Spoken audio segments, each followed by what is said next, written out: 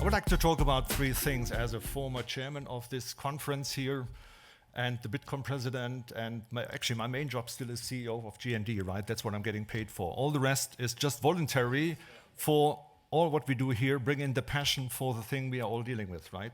So I would like to talk about three things very briefly. How it all started. How actually has this conference occurred where the rooms are full now? Because it started at a very different level. The second thing is where it might go and what might be important for the next few years. And the third thing is only a few words of appreciation, right? And if we span the wider context of this conference here, we have to start with another conference, the Munich Security Conference. The Munich Security Conference also has an anniversary this year, 60 years. Actually, there was 1 year missing. It started in 1963. It was a very, very different time. It was a time of two poles in the world. It was the East and the West. It looks, from today's perspective, super simple, right? Because we have multi-poles. Look at 1963, where China was, where India was, where Africa was, where the Middle East was, where Western Europe was, where the United States were. And there was a very different time with very different matters. But the conference was founded because there were tensions. The Cuban crisis was only a year before, 1962. So a handful of people in dark suits came together in order to figure out of how to maneuver through these pressures of the East and the West. There was the Munich Security Conference in the context of the Munich Security Conference. And our 10th anniversary goes back to 2014. The context was very different. And let me slightly go back to the foundation of the internet in 1989. Right?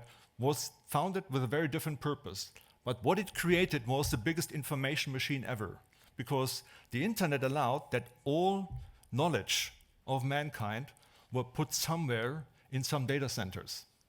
Right? And the incremental cost of each piece of information is very cheap today. It almost goes to zero. But when all this information actually were brought into data centers, there was a question of, okay, how do we actually retrieve it from the data centers? And that is when cloud technologies came up a few years later. Right? And with cloud technologies, the incremental euro or dollar of storage went down to zero again. And now we have AI. And that's the next phase, because now content creation becomes very cheap. But if you look at the internet, at data infrastructure, cloud infrastructure, at artificial intelligence, it has good sides to solve a lot of problems which mankind has. For the very first time, we don't have a lack of information, we simply have too much information. And at the same time, we also have misinformation, because you can misuse of what's in all the data centers. And you can actually corrupt it through technology. So we have a very different time.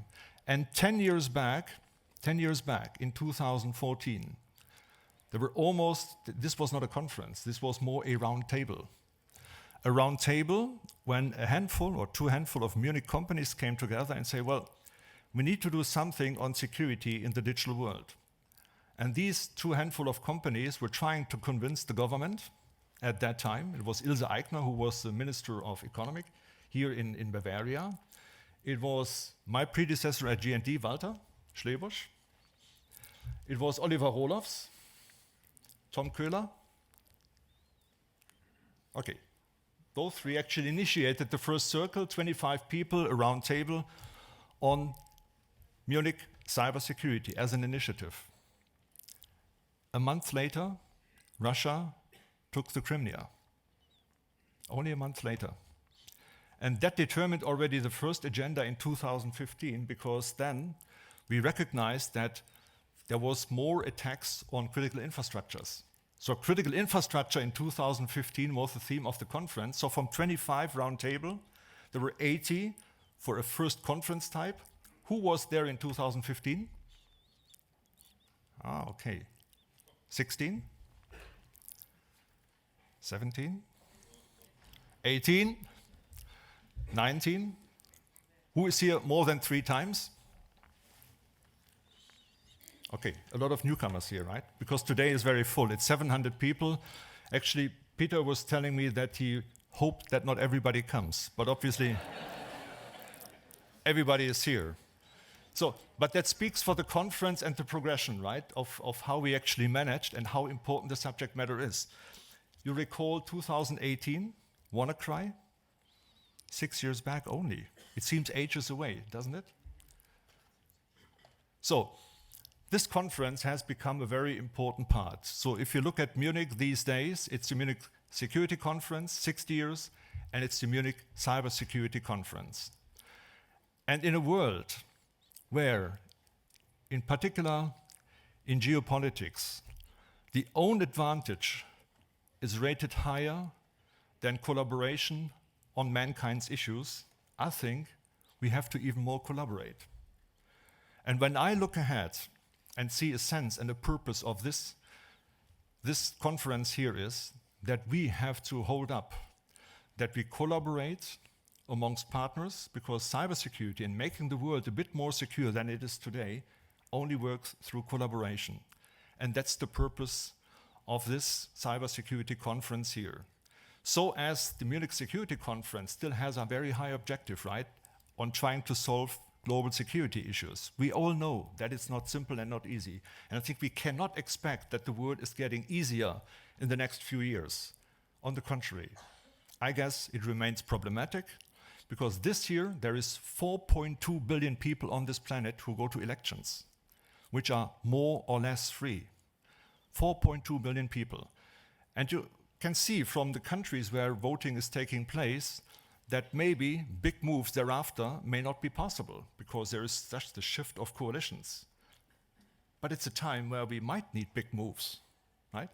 So we have to keep the expectations to a certain level. So when I see the next few years of this conference here, and Margaritis, you speak after me, right? And we were talking before, and you mentioned that famous Greek restaurant in Brussels with 15 tables, right? So this conference is not 15 tables or 25 people anymore. This is like 700. I think a few more is still possible. But at a certain point, we should keep it to a circle which works very closely together, because it is more important to widen it more, but to collaborate even more and better in this scenario. And I think that is important for the future. So the purpose of this conference here is and remains that we all have to make sure that the world is getting as safe and as good as it can be. And we can support that and help that, because technology is a key enabler to solve mankind's problems. We have to make sure that it's safe and secure. If we achieve that, we achieve a lot. And in this sense, enjoy the conference and have fun. Thank you.